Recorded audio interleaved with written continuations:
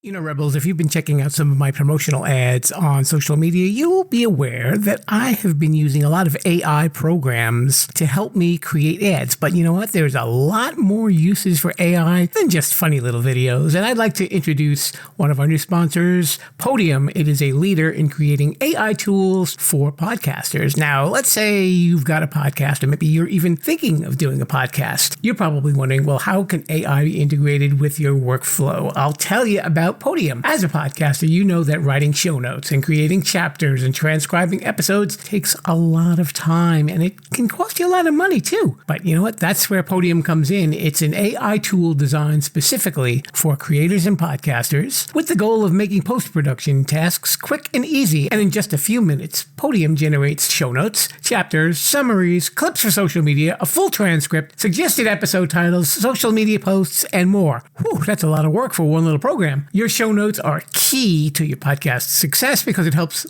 new listeners find your podcast and they'll know if it's a fit for them. You know, kind of like Too Many Podcasts. It also improves your SEO, that's your search engine optimization. Ooh, big phrase there. And overall accessibility. And with Podium, you can focus on creating a great podcast and let Podium's AI do the heavy lifting. But Podium isn't just for solo creators and podcasters. It's a game changer for editors, producers, marketers, agencies, and production studios. Teams that use Podiums are able to increase workloads, decrease turnaround times, and improve their quality. How does it work? Very easy. First, go to Podium's website, and you'll see that link that's right there in the show notes.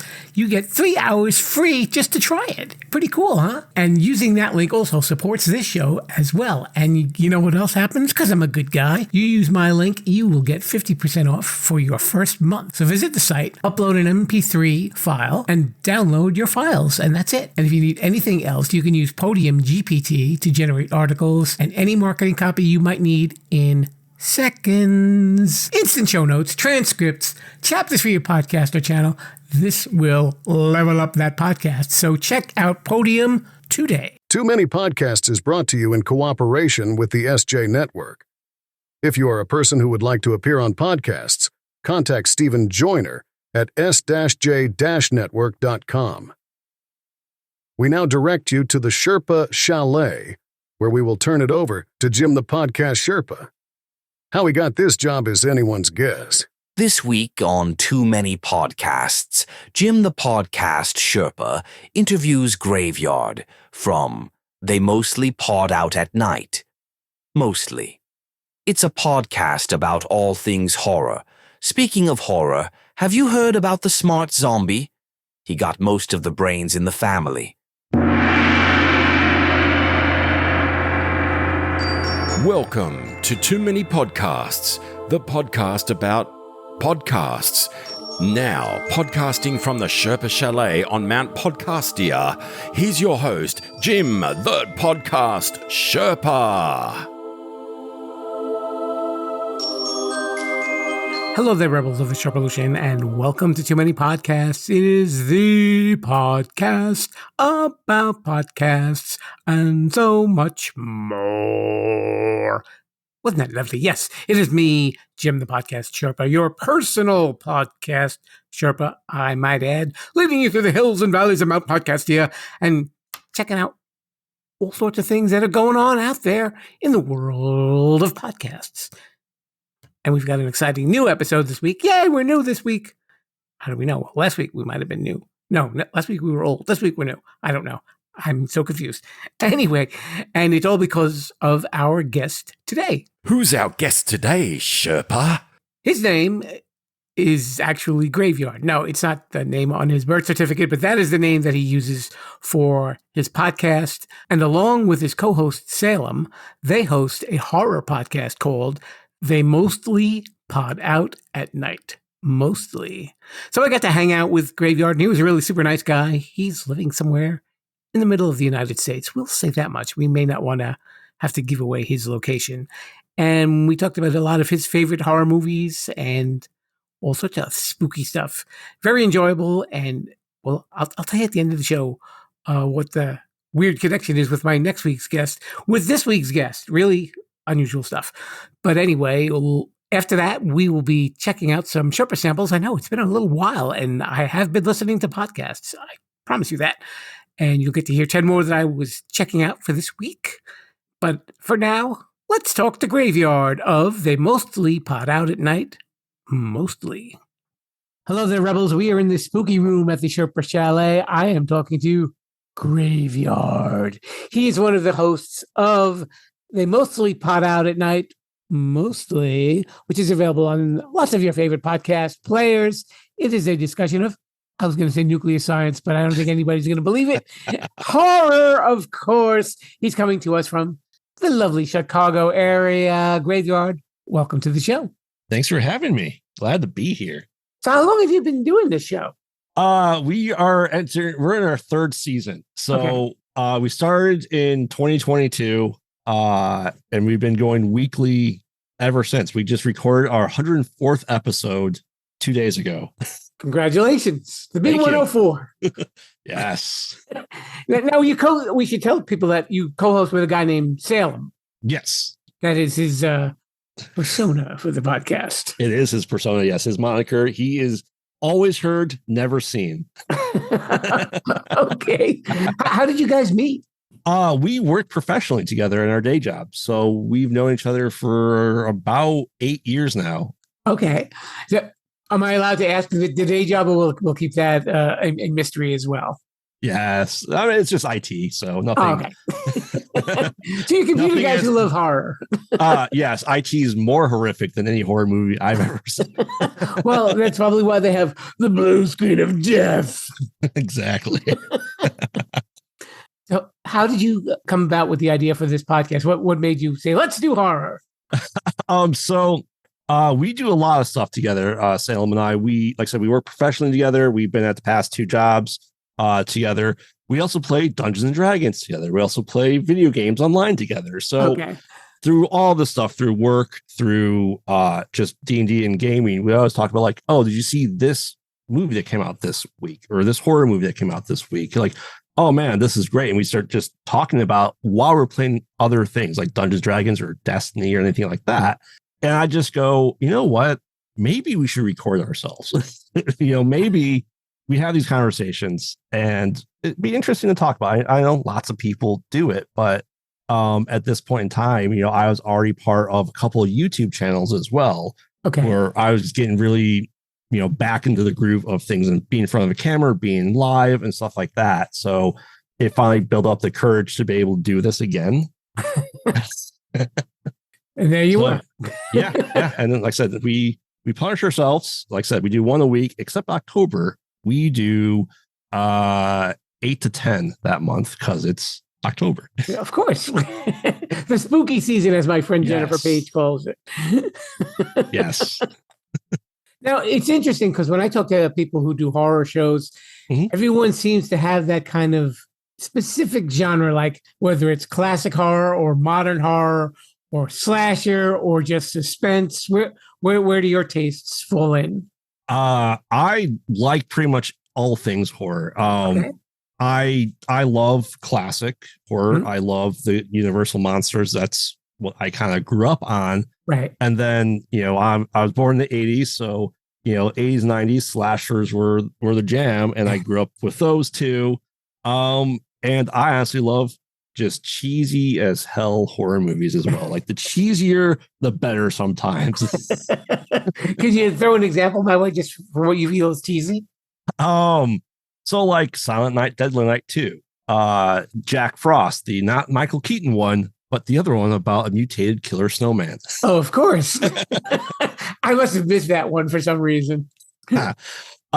So we always joke about that. I find the worst movies possible for Salem to watch. I torture him 11 months of the year. He gets an entire month to himself, though. So he gets to pick everything we do for the entire month of November. That's his recovery? It is his recovery, yes. Now, I'm seeing these ads online. There's a horror movie with Winnie the Pooh. Is that correct? Yes, there's 2 of them. 2? And 2 of them, yes. The first one came out in 2023. The other one came out February of this year. And now there's this whole Pooniverse. So they are working on a Pinocchio. They are working on a Peter Pan. to add to this cheesy horror movie universe. Does he slash them and go, oh, bother? He does. And he does? He does. And the honey actually heals him. So he's now pretty much unkillable. He is going after Christopher Robin. Yeah, now I'm just imagining the script writers of this movie going, hey, wait a minute. I got another good one. And they're coming up with stuff like this. Yes, and yeah, I mean, I definitely see that. I've been fortunate enough in the past year and a half that we started another show that we do where I actually interview people in the horror world, whether they're writers, directors, set designers, producers, anything and anyone that we talk to as well. Mm. And through that, I became part of an indie horror production team as well. Okay. So now I get to create these really cheesy horror movies. You get to be on the other side of the coin, yes, so to speak. Yes. Can you talk about anything that you're working on or not right now? So the first thing we worked on that I was part of last year was a found footage double feature. So think Grindhouse, so like Death Proof and Planet Terror, but with found footage. Okay. So I was lucky enough to be part of that. It was interesting to go into the middle of nowhere, Illinois, into a pot farm and film a movie. I guess you can be working at worse places.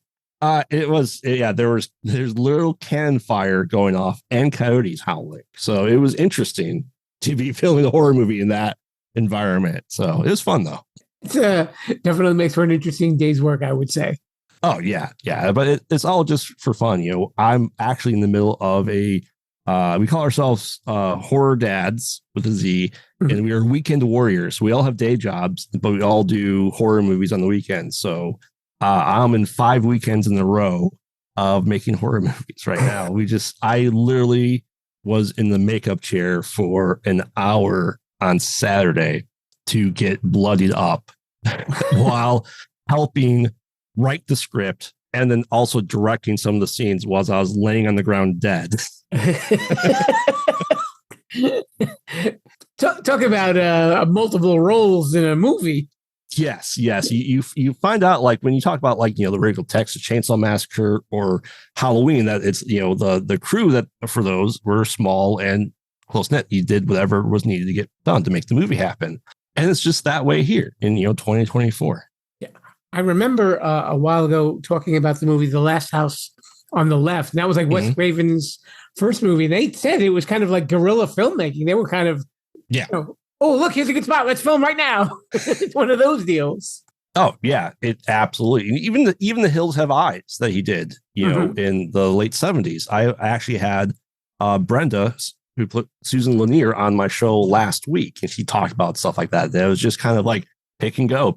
It's 102 degrees out in the desert. We have to get the shot. Let's go. That's definitely, especially when you've got whether a large crew or a small crew, to just kind of plunk down, get it done, and get out of there. It's got to be kind of like an adrenaline rush too. I mean, while you're also kind of building up the excitement for the movie itself. Yeah, it really is. And, and this really ties into with what we're doing with the podcast too, is now get to do indie filmmaking. I get to rip into mainstream horror, and then I get to talk to people that make it. You have basically all of the bases covered. Yes. Do you remember the first horror movie you ever saw? Yes, it was Jaws, and it scared me to death. I was probably 3. And that'll do it. Yeah, it really, really terrified me to the point where even if my sisters played the theme song on the piano, I would run in terror. I just remember because in probably like 1990, 91, went to Universal Studios. Right. And they had Jaws the Ride. Oh, yeah, that's right. And I was 6. And the shark, of course, came on my side of the boat, too. So I was terrified of it at that point in time, too. But I remember the first horror movie I enjoyed being a young child was Child's Play. With Chucky, right. Okay. Yeah. So it was probably 1989. when it came to home release. And my two older sisters were terrified of it. I was at my cousin's house. They were in college. I was watching it. That was fun. Do you have like a top 5 favorite horror movies? Yes. Evil Dead, easily number 1. Okay. I have a horror sleeve where I have tattoos of all 80s slashers. Oh, wow. For this bottom half, but the top half is all Evil Dead.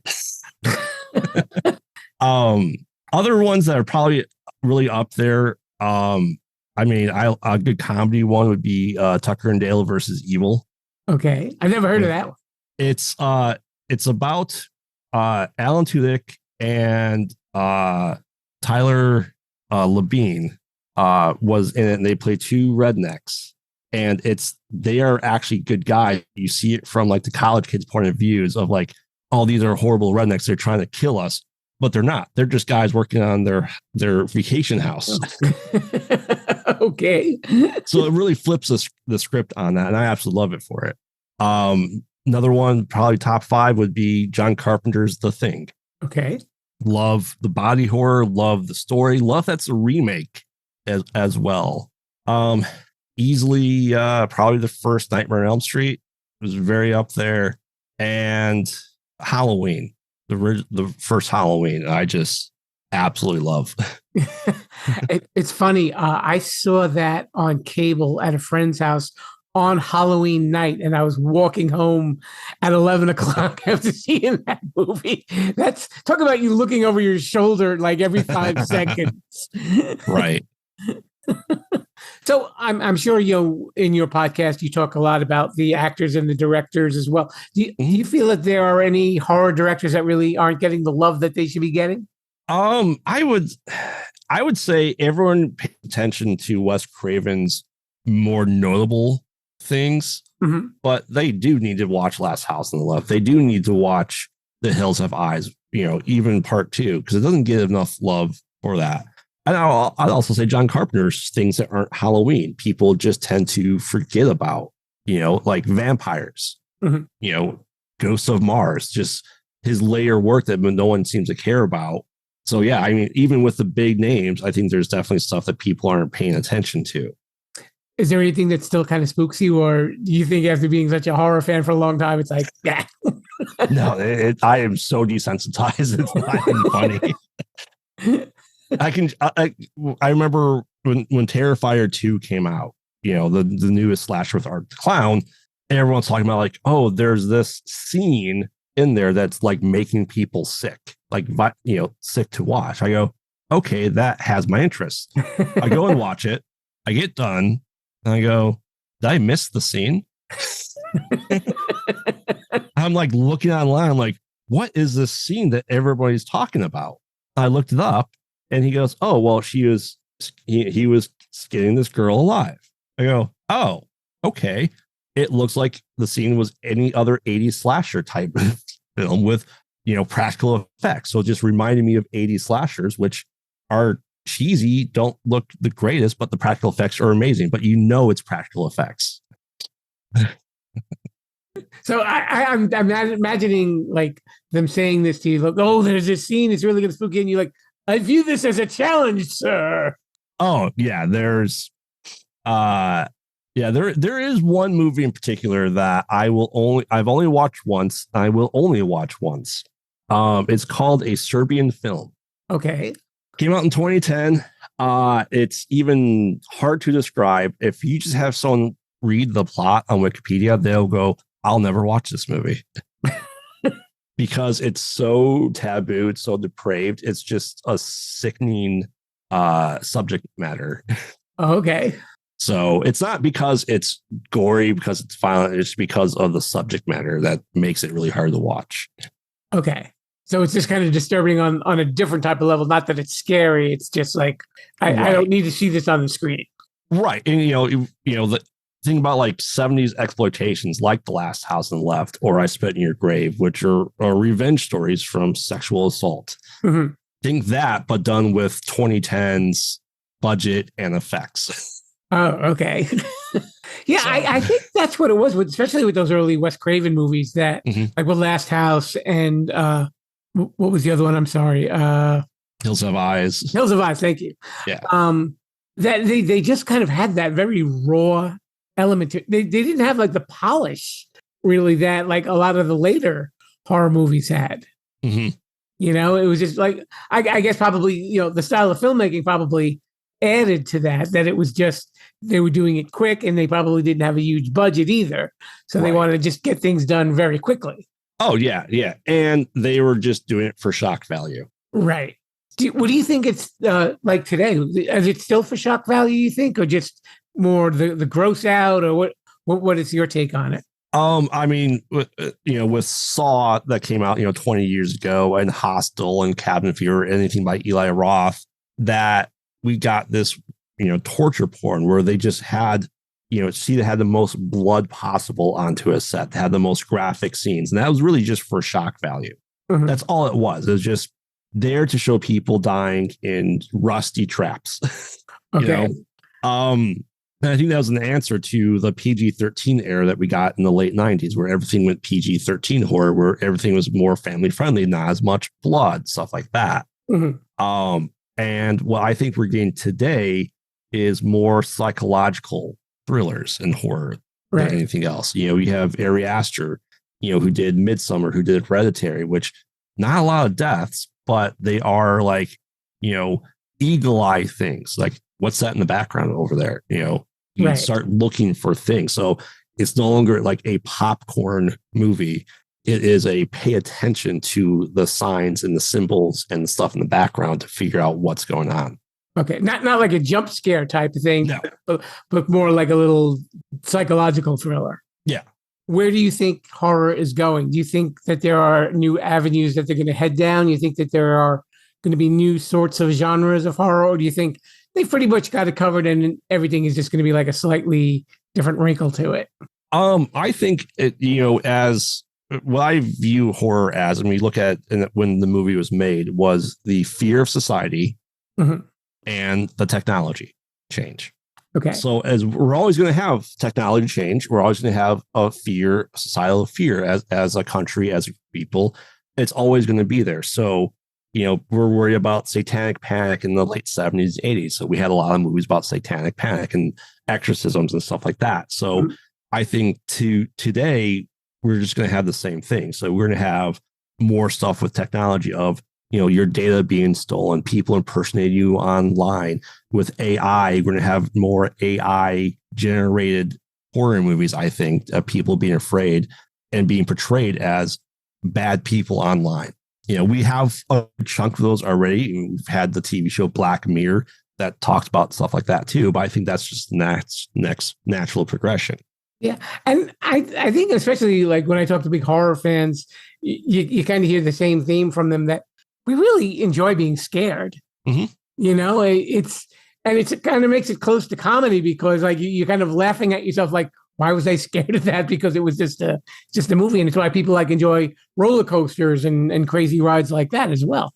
And the Jaws ride. Yeah. And I think this is my thought of where a horror movie would fit in. It's stuff during COVID. Right. Stuff really, no matter what side you're on, past 4 to 8 years of this country, of the societal fears, the separation that we had in this country. So if you play a horror movie playing to, on one side of the other or both, it'll hit home harder for a horror movie. Yeah, that is very true. And I guess, like you said, people were cooped up, right? It was this virus that we really didn't know a lot about for the general public, I would say. It was just, you heard COVID and you got scared and you didn't really know why. It was like, well, what's going to happen to me if I get it? Right. And so I think, if you look at some of those popular horror movie searches during COVID, Outbreak, from 1992 was part of it. Seven Monkeys, stuff that dealt with, contagions, contaminations, disease were widely popular to watch during the COVID times. Yes. And I think that, I think we're far enough away from it to not be taboo anymore. So, and that's why I think primarily because I'm working on stories that I'm doing shorts and feature films that take place during COVID, that take place over societal fears of technology and stuff like that too. So that's why I've been looking really heavily into those aspects of horror movies. What do you feel about horror on TV? Do you think that it just hasn't gotten there, or do you think that the stuff that you see on TV, or even like on the streaming services and stuff like that, you think it's on par with some of the horror movies that we see, or just kind of a different apples and oranges? I think it really depends. I think the TV show American Horror Story, which is an anthology, each season is something different. Right. It is a good way to spread out a story that, normally hour and a half, 2 hours into, 8 to 10 hours, and you get more character development and growth. You get to sit with the people for longer and start to care about them. Unless by the end of every season, pretty much everyone's dead. I think, there's always been places for it. I would argue that, why the original Twilight Zone was sci-fi, but it was also horror, and that was pushing the boundaries of television back then. Right. I think Tales from the Crypt, in the 90s was a fantastic place to do gruesome horror. I think it's there. I think it doesn't have to be gore to be horror. So you can have psychological horror TV shows. They don't rely on gore. That way you can have your standard rating for it on network TV. Yeah. And it was interesting about like Twilight Zone, because I've read that Rod Serling was really, when he wrote these episodes, he was really making commentaries on society as opposed to really just trying to scare people and freak them out for a little bit. Right. And that's why I said it's been here the entire time. Right. Do you have a favorite TV horror shows? I mean, I have to say, obviously, Ash versus Evil Dead, which was a continuation of the Evil Dead series. I do like American Horror Story. Probably the first 7 seasons of it. Okay. Recently, when you start throwing Kim Kardashian into your TV show, I don't need to watch it anymore. Yeah, she has her own shows. Desperation, right? Yeah, she has her own show. Stay out of my shows. Keeping up with the vampires, it's gonna be like, exactly. Oh no. And yeah, I mean, there's been good stuff. I think Helix was fantastic, which is about contagion. And I think more and more shows are coming out that are fantastic for horror TV. Yeah, cool. So when you and Salem aren't working on this show, what are you listening to? For podcast wise? Yes. Definitely the NoSleep Podcast. Okay, I've heard of that. Just because I think it's a fantastic subreddit that's been in existence for existence of Reddit. And it's just a great way to take these stories and do like a radio broadcast of it. It's a podcast, but it's you have voice actors, and it's no different than the radio shows of Orson Welles' time frame and stuff like that. So I really enjoy listening to the NoSleep Podcast. Okay. So we have a portion of the show, and it's called Shameless Self-Promotion.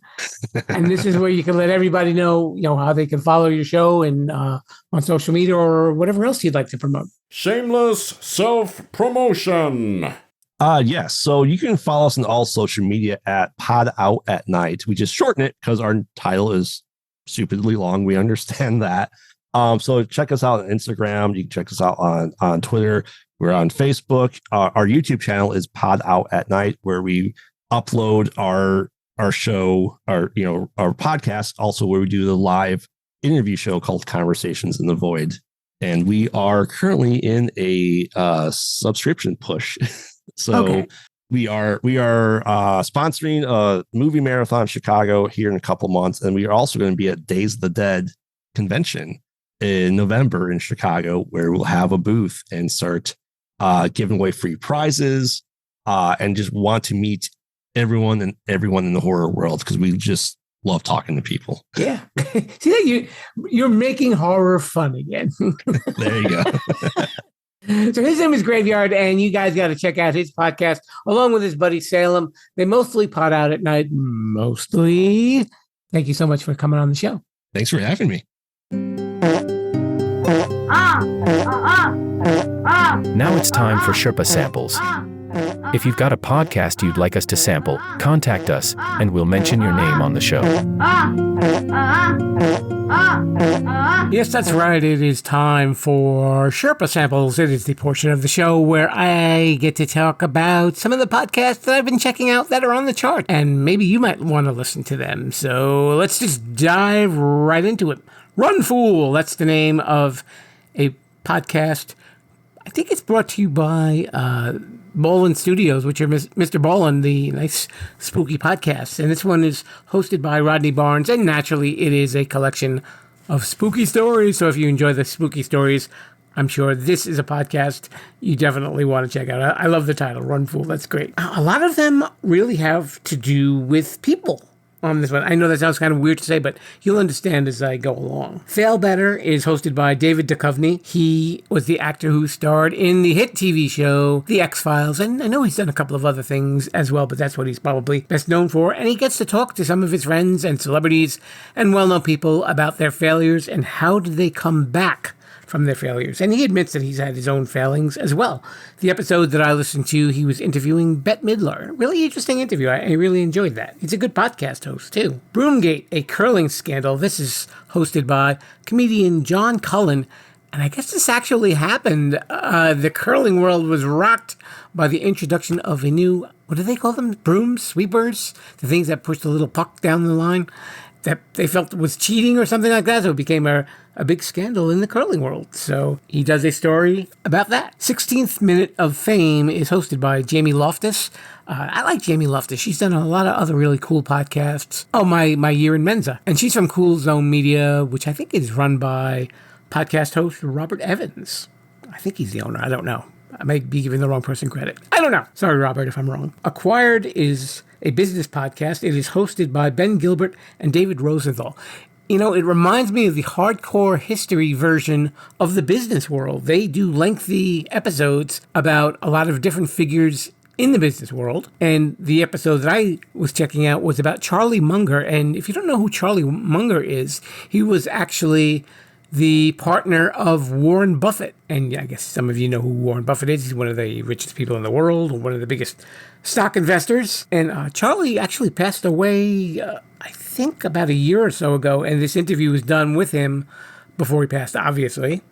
I think he was in his 90s, so I'm sure he probably left a lovely estate behind. Good man, really interesting guy, too. Blood is Thicker, the Hargan family killings. This has to do with a millionaire businesswoman, Pamela Hargan, and her youngest daughter when they're found dead in their home in Virginia. And, of course, it is a true crime podcast, so it goes into who could have possibly killed these two women. Tower 4 is a fiction podcast, and it's a story about a guy named Mike Archer who is a fire watcher in the Wyoming woods, but he picks things up over his radio that kind of indicates that there are other strange and mysterious things going on in those woods, and I know it kind of develops from there. I listened to an episode that was sort of in the middle of everything, so to kind of get comfortable with all the characters would have taken a little while to listen, I think, to I could really discuss it in detail, but definitely interesting. A little on the spooky side, too, as well. And I also checked out some TV rewatch podcasts. The History of Curb Your Enthusiasm is hosted by comedians Jeff Garlin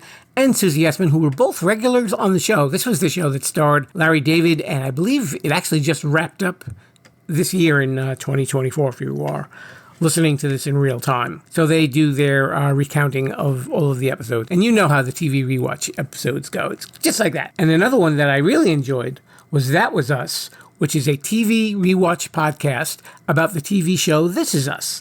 And it is hosted by three of the cast members, Chris Sullivan, who played Toby, Sterling K. Brown, who played Randall, and Mandy Moore, who played Rebecca. And the first episode I got to listen to was actually the pilot episode. And they were talking about what they were going through and some of the other cast members. And it's really interesting how they want to interact with the fans, because at the end of the episode, one of the fans called in and talked about the effect that the TV show had on her. It was kind of a sad show. You know, it wasn't really a comedy. It was a very sad drama, very melodramatic, but really well done, I think. It won a lot of Emmys, too. Really cool stuff. And lastly, Truth with Vivek Ramaswamy. Yes, this is a political podcast. Vivek Ramaswamy was a Republican hopeful to run for the presidency of the United States. Obviously, he did not receive the nomination, but he did the podcast anyway, and he does talk about politics on this. You know that I don't talk politics on this show. If you'd like me to say something political, I'll say this. You want the truth? We're heading to the outro. I fooled you.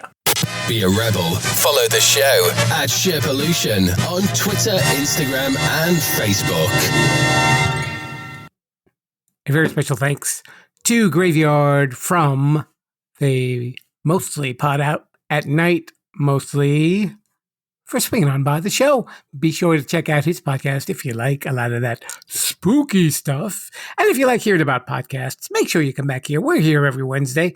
New episodes. I know we got a new one coming up next week, and you will see the mystical, magical connection that Graveyard will have with my upcoming guest, a guy named Young Phil. What could the connection be? We will find out soon enough.